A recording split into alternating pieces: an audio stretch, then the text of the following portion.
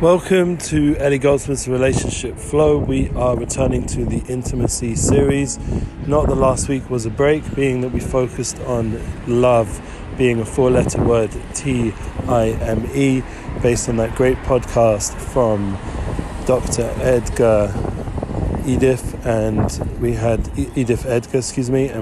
Brene Brown hosting such an important concept, and our good friend Gedalia Fenster, which we posted just now on our Moon is Our Future podcast, The Brez of Israel there. You can go check it out in my links. Generally, now we have a new option for our relationship flow, which is a WordPress layout for all the different series and podcasts. At some point we'll obviously improve how it looks, but it's been set up automatically by WordPress, and I think it's really a good option to really check out all the episodes and the summaries so you can see it visually, as well as some of the videos and links in the blog format.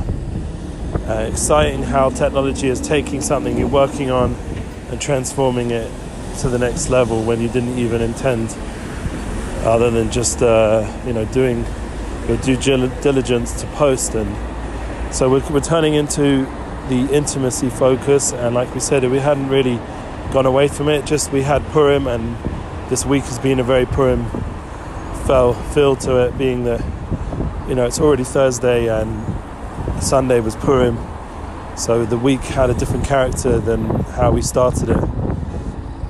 And it's important to always be real in the relationships, the effect that different festivals and special times have on your flow. And right now I'm in a cold, icy morning. I mean, for Jerusalem this is cold and icy, not like, excuse the sounds, I'm just jogging, and it's busy. Things are getting busy again. I think the open up of the world has made a whole different energy. For example, with my relationship flow, my wife and I were finally able to actually go out and get a nice treat, like I think it was a cappuccino. They gave us a few nice milky chocolates and sit on a nice wall by Mamilla and just relax for a moment in the busyness of the week. And it's important that now things are opening up to use those times wisely and to choose where to go. I did have intention to take my wife to Tel Aviv Beach and have a little walk along the Tayelet, along the boardwalk. We've done that before in the past, and being that it was a cloudy, almost rainy day, and it did end up raining, is that we decided to stick in Jerusalem, and we went to the Kotel, we went to the Western Wall, a whole different world than the beach. And we did some prayers for someone, and we're dedicating this class to Sarah Bas Veya, and we got her some segulot, some things that she asked for, and hopefully she'll have a full recovery in the merit of this class and all other classes that we're doing online. It's just beautiful. Thank God that we're in Yerushalayim and able to be agents for prayer for people in a world level. And you guys can always email me and make requests. I am connected, thank God, to Rav Shalom Arush and other holy people like my Rebbe, the Tolner Rebbe, and who I spent Purim with, and to get the opportunities to pray for people and feel for people, and it was nice that my wife and I were able to, my soulmate, were able to go ahead together. Another good news is I sent off to my first publisher, even though I am in contact with a bunch of publishers, but the first one who showed interest into United Souls. So you guys are now able to hopefully prepare for a book. It looks like on their timeline it won't be a summer release, it will be like a 9 months to a year release. But let's first see what they say. It's almost 80 pages, 36,000 words, and we need editing and guidance, and see if they get the larger picture that we're doing, talking and discussing on our Unity Flow podcast. Like I said, all these 3 podcasts now are manifesting as blogs. So the Ellie Goldsmith Flow and Unity Flow podcast is now a blog. Relationship Flow is now a blog, and so is the Moon is Our Future Flow. And to return to the theme of intimacy, that was the point. That last week we mentioned about time. So this week we're going to discuss about overcoming resentment, and it's based on a podcast I very much enjoyed from Tim Ferriss and Jordan Peterson.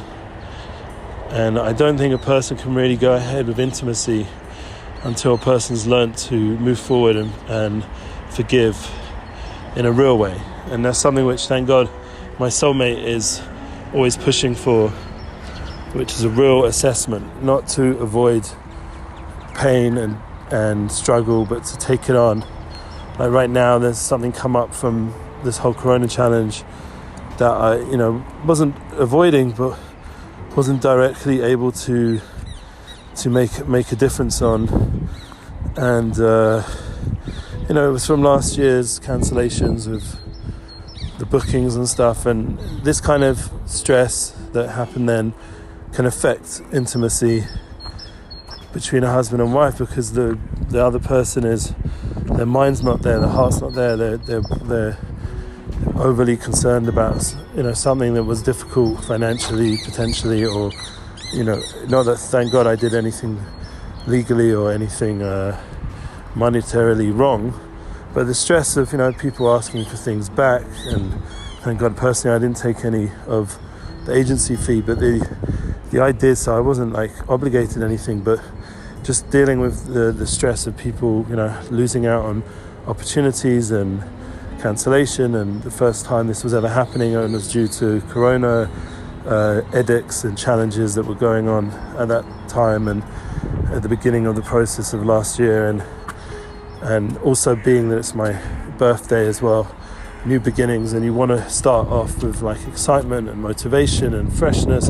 And it was a difficult transition time from the world BC before Corona to DC during Corona, and now hopefully AC, if people will let go of it and we can go out of this.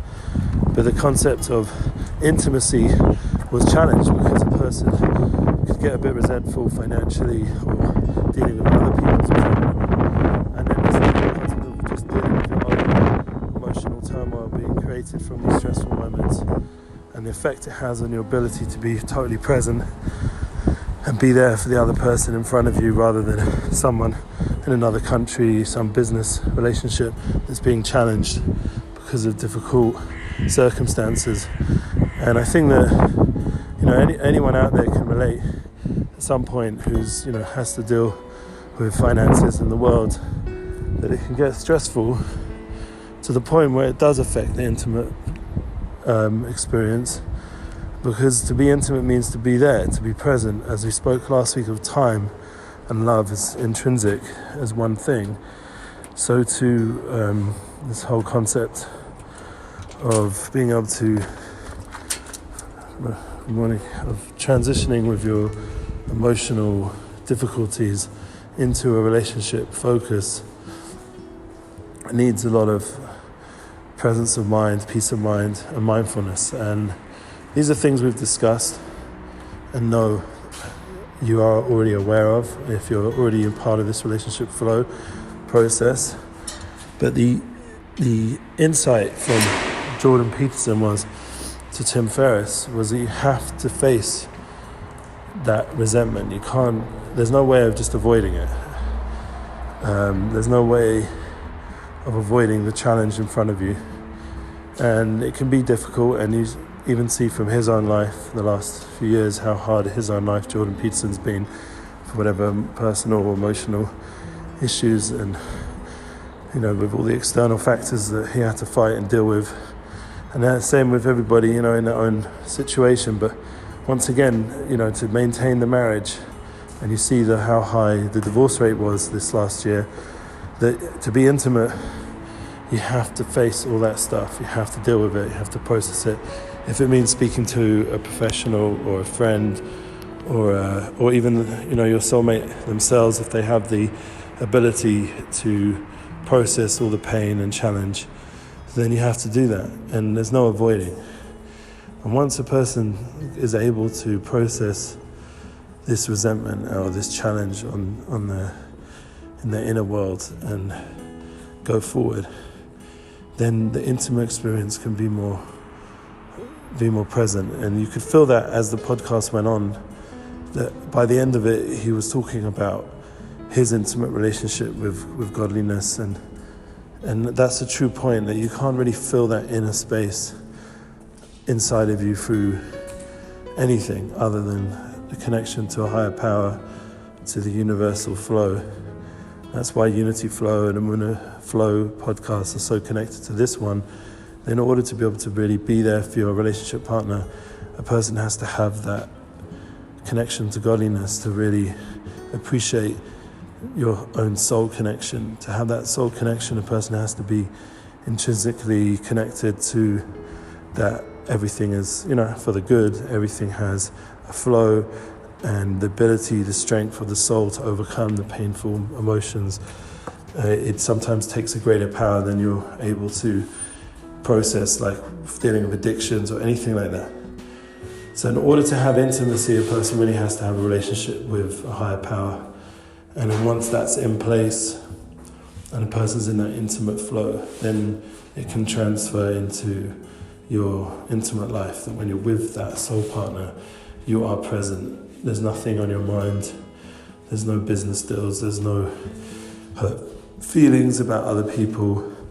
You've done that work already, and you're now able to be with that person totally focused on connecting and giving and becoming one, and that soul connection that can really be inspirational and bring you to a whole new level in your relationship together. So we're going to discuss that next step, hopefully next week. And in the meanwhile, everyone should be blessed with a beautiful Shabbos, and to process all the different things that have gone on this week in a positive way, and a way that's helpful, and experience life that brings you to a relationship flow that's unified and inspiring. All the best. Thank you. Share your relationship flow.